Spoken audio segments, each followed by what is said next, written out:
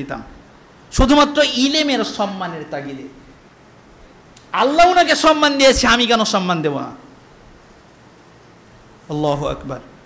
আপনি যদি আজকে এখানে যদি শিক্ষার যোগ্যতা নিয়ে আসতেন, তাহলে আমি আব্দুর রহিম আপনাকে জায়গা ছেড়ে দিতাম। সম্মানটা কে দিয়েছেন? সম্মানটা আল্লাহ দিয়েছেন। আজকে আমি যতটা সম্মান পাই, আমি মনেও করি যে আমি এতটা সম্মান পাওয়ার যোগ্য নয়, শুধুমাত্র ইলমটা আমাকে সম্মান দিয়েছে। আমি ব্যক্তিগতভাবে কিছু নই, ব্যক্তিগতভাবে আমি কিচ্ছু নই, আমি শুধুমাত্র তুচ্ছ একটা মানুষ। আপনাদের শরীরেও হয়তো বা যতটুকু গোস্ত মাংস রয়েছে, আমার শরীরেও ততটুকু রয়েছে। আপনার শরীরেও যতটা হাড়ের জয়েন্ট রয়েছে, আমার শরীরেও ততটা হাড়ের জয়েন্ট রয়েছে। আপনারও একটা মাথা রয়েছে, আমার মাথা দুইটা নয়। আপনার দুইটা চোখ রয়েছে, আমার চোখ কিন্তু চারটা নয়। আল্লাহ রাব্বুল আলামিন শুধুমাত্র ইলমের মাধ্যমে সম্মানিত করেছেন। তাই বুঝতে হবে যে ইলম আপনাকে সম্মানিত করবে তখনই যদি আপনি ইলমকে অন্বেষণ করেন। সম্মানিত উপস্থিতি, আল্লাহ রাব্বুল আলামিন তাই তো তিনি বলছেন, ইয়ারিফুল্লাহুল্লাযীনা আমানু ওয়াল্লাযীনা উতুল ইলমি দারাজাত।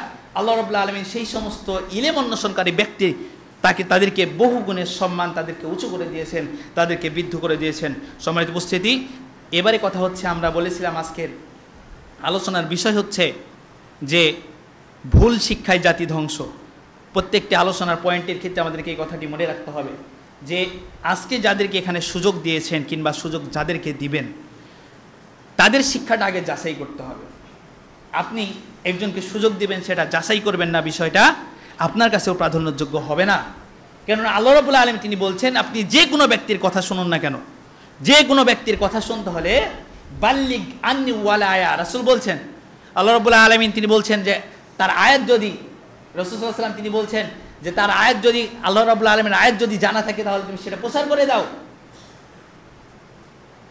আর সেটা প্রমাণ সহকারে, বিল বাইয়িনাতি ওয়াস সুবুর, সেটা প্রমাণ সহকারে হচ্ছে প্রচার করতে হবে।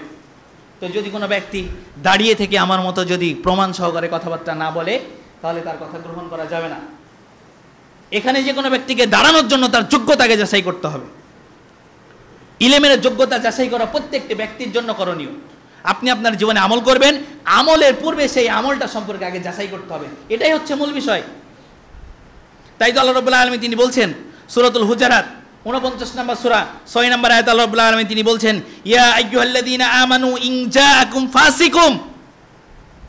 যখন কোনো ব্যক্তি আপনাদের কাছে, কোনো ফাসিক ব্যক্তি যদি কখনো যদি আপনাদের কাছে কোনো বয়ান নিয়ে আসে, কোনো তথ্য নিয়ে আসে, কোনো খবর নিয়ে আসে, কোনো কথাবার্তা নিয়ে আসে, তাহলে সেটা যাচাই করুন। সূরাতুল হুজুরাত 49 নম্বর সূরা 6 নম্বর আয়াতে আল্লাহ রাব্বুল আলামিন নিজে বলছেন। আর যখন কোনো বিভিন্ন মাযহাবী মানুষের কাছে, আলেমের কাছে যদি যাওয়া যায়, তাহলে দলিলের কথা বললেই হুজুর খারাপ, ব্যক্তি খারাপ, দলিলের কথা বললেই মানুষ খারাপ। আমার জীবনের ঘটনা, এটা আপনাদের বলছি না। আমি একজনের কাছে দলিল চেয়েছিলাম, অমনিও সঙ্গে সঙ্গে সভাপতির কাছে নালিশ চলে গেছে, হুজুর খারাপ, হুজুর আমার কাছে দলিল চাই। সম্মানিত উপস্থিতি, কিভাবে বুঝায় আপনাকে? এখানে যেই দাঁড়িয়ে থাকি কথা বলুক না কেন, প্রত্যেকটি ব্যক্তির কথার সঙ্গে দলিল থাকতে হবে, নতস তার কথা গ্রহণযোগ্য নয়। আপনি সেই ব্যক্তি থেকেই আপনি ধ্বংস হবেন, আপনি সেই ধ্বংস জাতির মধ্যেই পড়বেন যদি আপনাকে দেখানো পথ দেখানো ব্যক্তি যদি সে নিজেই যদি পথভ্রষ্ট হয়ে থাকে, তার ইলমের ভিতরে যদি ত্রুটি হয়ে থাকে, তার জ্ঞানের ভিতরে যদি স্বল্পতা থেকে থাকে, তার জ্ঞানের ভিতরে যদি ভ্রষ্টতা থেকে থাকে, তাহলে সেই ব্যক্তি যদি নিজেই পথভ্রষ্ট, তাহলে আপনাকে কিভাবে সঠিক পথ দেখাবে? সম্মানিত উপস্থিতি, তাই যাদের কাছ থেকে কথা শুনছেন তাকে যাচাই করতে হবে, যে কথা শুনছেন সেই কথা যাচাই করতে হবে।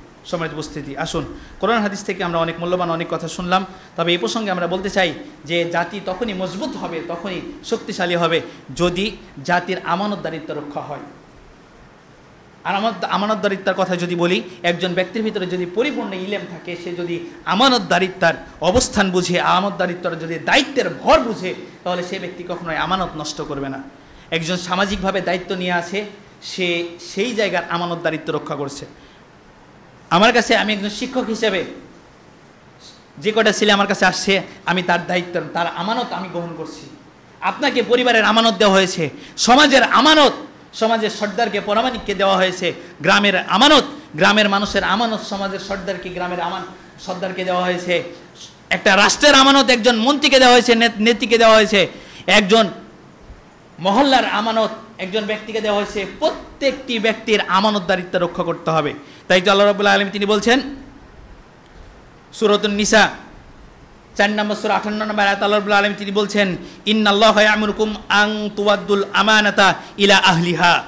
আল্লাহ রাব্বুল আলামিন তিনি বলছেন তোমাদের মধ্যে তোমাদেরকে আদেশ দেওয়া হয়েছে যাতে করে তোমরা কি করো, আমানতগুলো তাদের নিকটে সমর্পণ করো যারা সেই আমানতের যোগ্য। অর্থাৎ যারা আমানতের যোগ্য তাদেরকে পৌঁছে দিতে হবে। আপনার কাছে এসে গ্রহণ করবে এটা আমার আপনার দায়িত্ব হতে পারে না। আপনাকে সেই জিনিসের আমানত দেওয়া হয়েছে মানে এটাই যে সেটার অধিকার হচ্ছে আপনার। আপনি কাকে দিবেন সেটা যাচাই বাছাই করে আমানতদারিত্ব রক্ষা করতে হবে। সমাজ উপস্থিতি, সমাজের একজন কর্তা রয়েছে, সমাজের ঊর্ধ্বতম কর্মকর্তা রয়েছে, একজন জেলার কর্মকর্তা রয়েছে, থানার কর্মকর্তা রয়েছে, ইউনিয়নের কর্মকর্তা রয়েছে। প্রত্যেকটি জায়গার যত বড় বড় মানুষ রয়েছে প্রত্যেকটি জায়গার প্রত্যেকটি ব্যক্তি দায়িত্বশীল, প্রত্যেকটি জায়গায় প্রত্যেকটি ব্যক্তি আমানত দায়িত্বশীল। যদি সেখান থেকে সে নিজের দায়িত্ব থেকে সরে গিয়ে আমানত ভঙ্গ করে, ওয়াল্লাহি আল্লাহর কসম তাকে আমানতদারিত্বের জবাবদিহিত করতেই হবে। সম্মানিত উপস্থিতি, তাই আমানতদারিত্ব অনেক ভয়াবহ কঠিন একটা জিনিস। আপনি আপনার পরিবারের জন্য আমানত, আপনি আপনার সন্তানের জন্য আমানত, আপনি আপনার স্ত্রীর জন্য আমানত, আপনি সামাজিক দায়িত্ব হিসেবে কর্তা হিসেবে আপনি সমাজের আমানত আপনার কাছে, আপনি রাষ্ট্র হিসেবে আপনার কাছে আমানতদারিত্ব রয়েছে। এই আমানতের 1% পর্যন্ত যদি কোনো কমতি হয়ে যায় তাহলে তাকে অবশ্যই জবাবদিহিতা করতে হবে। এই জন্য দেখবেন যেসে পড়ে কেউ কখনো দায়িত্ব নিতে চায় না, কেননা দায়িত্ব নিলেই সেটা তার ঘরে চেপে বসলো, তাকে তার আমানত দায়িত্ব রক্ষা করতে হবে। সমাজ উপস্থিতি, তাই দায়িত্ব অনেক বড় কঠিন জিনিস। যদি শিক্ষা না থেকে যদি সে আমানতদারিত্ব গ্রহণ করে, সে সেখানকার দায়িত্ব গ্রহণ করে, সে কখনোই আমানতদারিত্ব রক্ষা করতে পারবে না। সেই জাতি, সেই সমাজ, সেই রাষ্ট্র ধ্বংস হবেই হবে, এটাই সত্য। সম্মানিত উপস্থিতি, তাই প্রত্যেকটি কাজের ক্ষেত্রে আগে আমাদেরকে লক্ষ্য রাখতে হবে যে তার সঠিক ইলমি জ্ঞান রয়েছে কিনা। ইলমি জ্ঞান যদি না থাকে তাহলে অবশ্যই সে সঠিকভাবে আমানতদারিত্ব সে রক্ষা করতে পারবে না।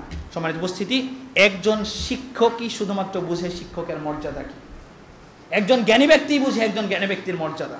কখনো কোনো মূর্খ মানুষ কোনো জ্ঞানী ব্যক্তির মর্যাদা বুঝতে পারবে না, তাকে মানও দিতে পারবে না, তার মর্যাদা বুঝতে পারবে না। সম্মানিত উপস্থিতি, আসুন, এতক্ষণ ধরে আমরা অনেক কথা বলছিলাম আমাদের আমানতদারিত্বের ক্ষেত্রে কোরআন থেকে আমরা যে বর্ণনাগুলো পেয়েছি এই যাবৎ পর্যন্ত সমস্ত কিছু আমরা কোরআন থেকে বর্ণনা করেছি। পক্ষান্তরে বলছিলাম এই আমানত দায়িত্ব রক্ষা করার জন্য সর্বপ্রথম আমাদেরকে জ্ঞানকে পরিশুদ্ধ করতে হবে, আমাদের শিক্ষাকে পরিশুদ্ধ করতে হবে, আমাদের জানা বিষয়গুলোকে সেটাকে সঠিক বিষয়ের উপরে নিয়ে আসতে হবে।